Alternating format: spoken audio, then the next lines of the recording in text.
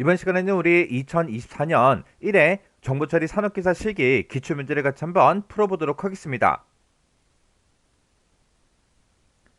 다음은 이제 처리문에 이제 부합하도록 SQL 문 1번과 SQL 문 2번 거기에 이제 가로 1, 2, 3번을 채워서 SQL을 이제 완성해라. 그렇게 이제 문제가 나왔어요. 자, 지금 여기 보니까 이제 SQL 문 1번이 지금 이렇게 이제 있고요. SQL 문 2번이 지금처럼 이렇게 이제 되어 있습니다. 여기 이제 중간에 보니까 이제 동그라미 1번이다, 동그라미 2번이다, 동그라미 3번이다 해서 이렇게 이제 구멍이 빵빵빵 뚫려 있죠. 이곳에 이제 뭐가 들어갈지 그걸 이제 채워서 SQL문을 이제 완성하라고 그렇게 이제 나온 거예요. 자, 지금 여기 이제 설명을 보니까 우리 이제 셀렉트문이요. 셀렉트문이라는 거는 테이블을 이제 구성하고 있는 그런 이제 튜플들 중에서 전체 또는 조건에 이제 만족하는 그 튜플을 검색해서 주기억 장치상의 임시 테이블로 구성하는 그 명령문이래요. 자, 지금 여기 보니까 이제 SQL문 1번에 대한 그 이제 처리 조건이 나왔어요. 얘는 학생 테이블이 있대요. 그 학생 테이블에서 3학년인 전자계산 그 학과의 학생들의 이제 이름을 이제 검색해라. 그렇게 나왔습니다. 그러면 우리가 이제 select라고 쓰고 이름을 검색해달라. 이렇게 써주면 되죠. 이 이름을 이제 검색하긴 검색하는데 어디로부터 검색해라? 우리 from 학생 테이블로부터 검색해라. 그렇게 해요. 그러면 학생 테이블에서 이름을 검색해라. 요거는 이제 끝난 거고 그때 학생 테이블에 들어있는 모든 학생들의 이름을 싹 다 이제 검색을 하는 게 아니라 지금 이곳에 보니까 이제 조건이 붙었죠. 지금 여기 보니까 3학년 이상인 그 사람들을 찾아줘야 되고요. 그리고 전자계산 이 학과에 대한 그 사람들만 검색해라. 그렇게 해줘야 돼요. 지금 여기 보니까 우리 where라고 이제 조건이 쭉쭉쭉 나오는데 그때 학년이 이제 3 이상이야 그렇게 이제 물어본 그 조건이 있고 지금 학과가 우리 전자계산이랑 똑같아 그렇게 이제 물어보는 그 조건이 하나 더 있죠. 그때 이 두 가지 조건을 모두 다 만족하는 그 학생들의 이름을 이제 검색을 해야 되겠죠. 해서 첫 번째 조건과 두 번째 조건 이 두 개의 조건을 우리가 and로 이제 묶어주면 됩니다. 그래서 우리 동그라미 1번에는 and하고 이렇게 이제 써주면 되겠죠. 그 다음에 우리 이제 SQL문 2번이요. SQL문 2번은 work라는 그 테이블이 있대요. work라는 그 테이블에서 프로젝트 번호가 있는데 그 프로젝트 번호의 그 필드명이 PNO인가 봐요. 그 프로젝트 번호가 1, 2, 3에서 근무중인 그 사원에 우리 주민등록번호, 퍼스널 넘버를 중복 없이 검색해라. 그렇게 나왔습니다. 그러면 지금 여기 보니까 셀렉트 구문이 이렇게 써져 있고 그때 주민등록번호를 이제 검색할 거죠. 해서 이곳에다가 이제 퍼스널 넘버다라고 해서 이렇게 이제 우리 주민등록번호의 그 필드명이 이렇게 이제 써져 있고 프롬 뒤에 보니까 이렇게 이제 테이블 명이 이렇게 이제 써져 있죠. 그때 where이라고 해서 우리 이제 조건을 써주면 되는데 우리 work라는 그 테이블에서 모든 회원의 그 주민번호를 싹 다 이제 검색하는 게 아니죠. 지금 여기 봤을 때 프로젝트 번호 PNO라는 그 번호가 1, 2, 3인 거 그것만 이제 대상으로 해줘야 돼요. 그러면 지금 여기 보니까 이제 필드명이 나와 있고 그 뒤에 보니까 가로로 묶어서 1, 2, 3 이렇게 이제 써져 있으니까 1, 2, 3이 포함된 거 그거 이제 찾아달라. 그렇게 해서 우리가 요 사이에다가 in을 써주면 되겠죠. 그리고 주는 번호를 이제 검색할 때 중복된 그 값이 없이 검색이 돼야 돼요. 그래서 우리가 이제 중복된 그 데이터를 제거하는 게 distinct라는 게 있죠. 이렇게 동그라미 2번에는 distinct 하고 요걸 이제 써주면 되고요. 그리고 동그라미 3번에는 우리가 이제 in을 이렇게 이제 써주면 됩니다. 그래서 우리가 정답을 쓸 때 동그라미 1번에 and, 동그라미 2번에 distinct, 그리고 동그라미 3번에 in하고 이렇게 이제 써주면 되겠죠. 자, 지금 요 문제가 우리 셀렉트 구문에 대해서 나왔는데 셀렉트 구문 요거 이제 형식 좀 자세히 살펴보고 지나가자고요. 셀렉트다라고 하게 되면 얘는 이제 검색할 때 사용하는 거죠. 얘의 기본 형태가 select from where이요. 그래서 select가 나오고 from이 나오고 where이 나오고 해서 얘가 기본 형이고요. 거기서 이제 중간에다가 이제 order by 해서 정렬도 시킬 수 있고요. group by having 해서 얘가 이제 그룹 지정할 때 사용하는 겁니다.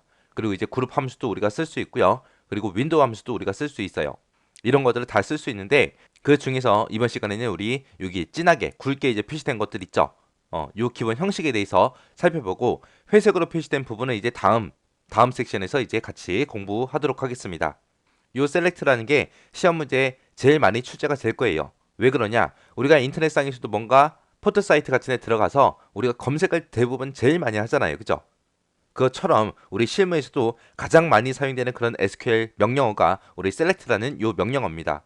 그래서 요 select 명령어는 정확하게 여러분들이 기억하시고 지나가셔야 돼요. 자, 그럼 이제 굵게 표시된 부분 있죠? 그거 이제 자세히 한번 살펴보도록 하겠습니다.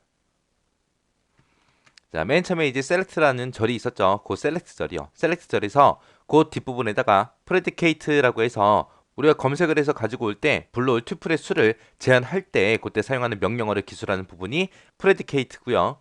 거기서 쓸 수 있는 게 all이라는 게 있고 그다음에 distinct라는 게 있고 그다음에 이제 distinct row라는 게 있고 이렇게 있습니다. 여기서 all이라는 거는 모든 튜플을 전부 다 검색해라라고 지정할 때 이제 사용하는데 얘는 이제 주로 생략을 하고 우리가 제일 많이 사용을 해요. 그다음에 이제 distinct는 이제 중복된 튜플이 있을 때, 중복된 데이터가 있을 때, 그거는 이제 첫 번째 한 개만 검색해라 그런 의미로 사용되는 거고요. 그 다음에 얘는 이제 뒤에 로우가 붙었죠. 로다라고 하게 되면 얘는 이제 행이죠. 그래서 튜플 전체를 대상으로 하는 거예요. 그래서 중복된 튜플을 제거하고 한 개만 검색을 해요. 한 개만 검색을 하긴 하는데 뭘 대상으로 한다? 튜플 전체를 대상으로 그렇게 해주는 게 우리 distinct row요.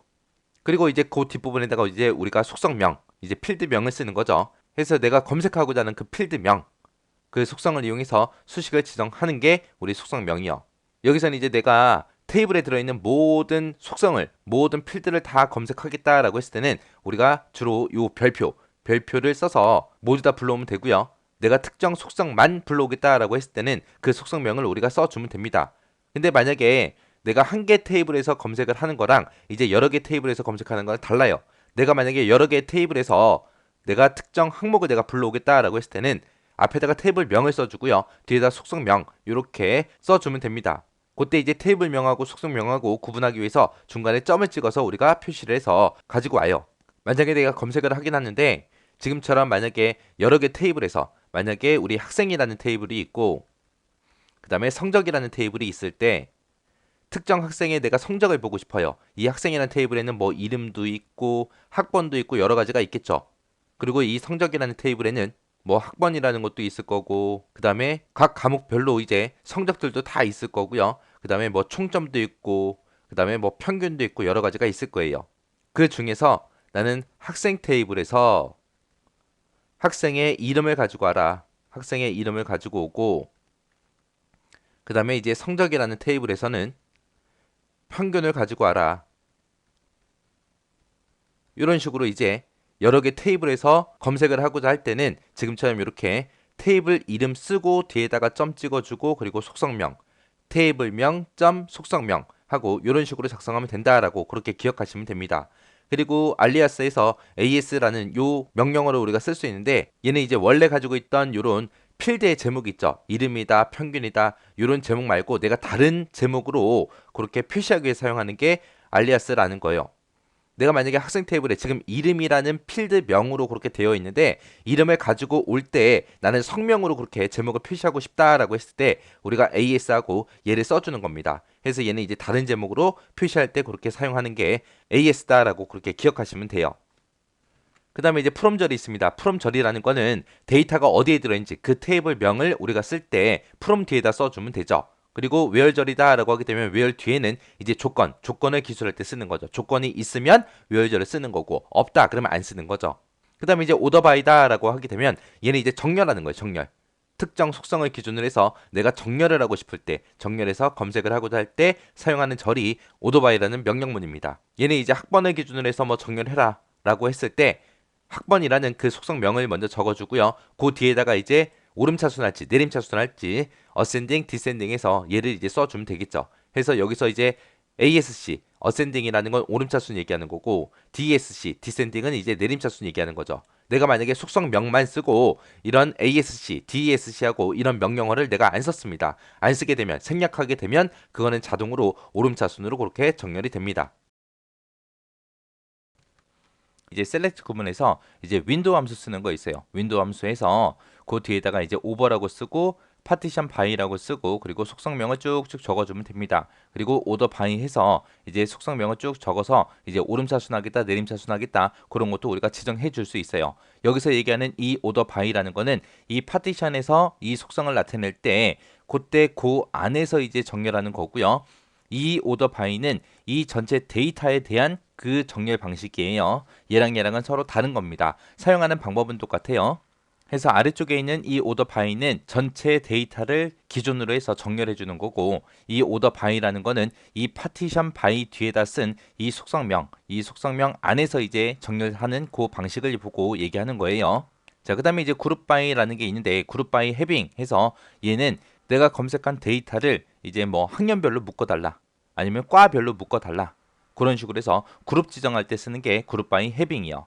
그룹 바이라고 해서 이제 속성명을 내가 적어주게 되면 그 속성명을 기준으로 해서 이제 그룹으로 묶어서 그 데이터들을 내가 볼 수 있게끔 그렇게 해줘요. 그때 이제 조건을 내가 쓸 수 있는데 그 조건을 쓸 때는 이제 해빙 뒤에다가 이제 조건을 써주면 됩니다. 자, 우리가 앞 시간에 배웠던 where 뒤에다가 이제 조건 쓰는 게 있었죠. 얘랑은 서로 다른 거. 이 where이라는 이 조건은 전체 데이터에 대해서 이제 조건을 걸어주는 거고요. 여기서 해빙 뒤에 쓴 이 조건은 그룹에 대한 조건이에요. 해서 그룹에 대한 조건을 지정할 때는 우리가 해빙이라고 쓰고 그 뒤에다 적어주면 되고요. 그 다음에 전체 데이터에 대한 그런 조건을 내가 걸 때는 where 뒤에다가 조건을 내가 적어주면 됩니다. 내가 여기다 이제 그룹 함수를 쓰게 되면 그룹별로 속성값에 대한 그 집계를 할 수 있는 그런 함수들을 쓰는 곳이에요.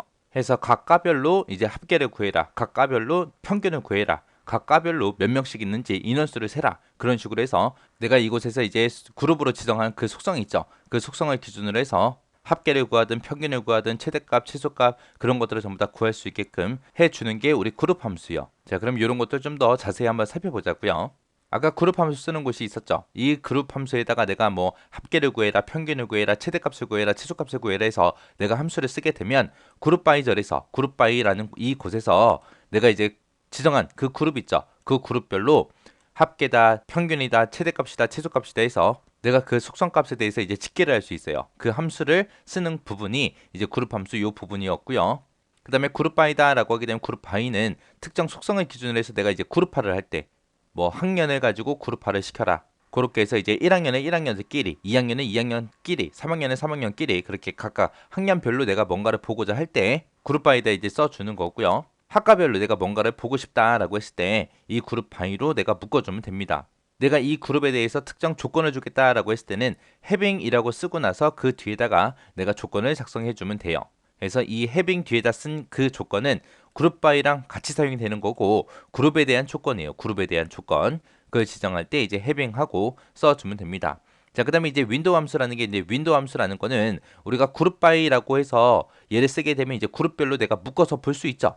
근데 이 윈도우 함수는 그룹 바이 이 절을 쓰지 않아요. 그룹 바이를 안 쓰고 내가 윈도우 함수에서 지정한 그 속성이 있죠. 그 속성 값을 집계할 수 있는 그 함수를 기술하는 부분이 요 윈도우 함수 부분이요.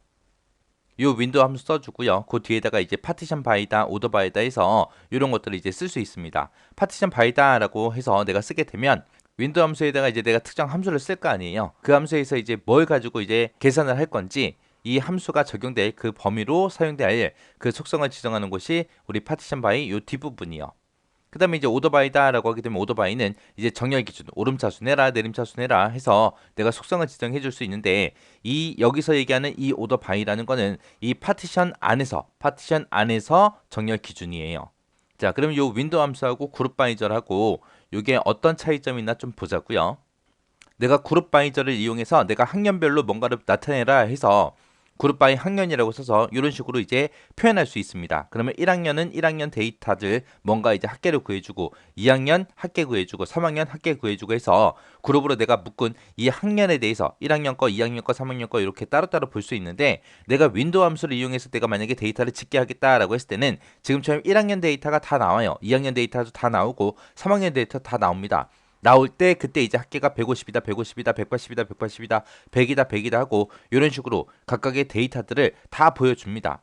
이게 이제 그룹 바이저리랑 윈도우 함수랑 가장 큰 차이점이요.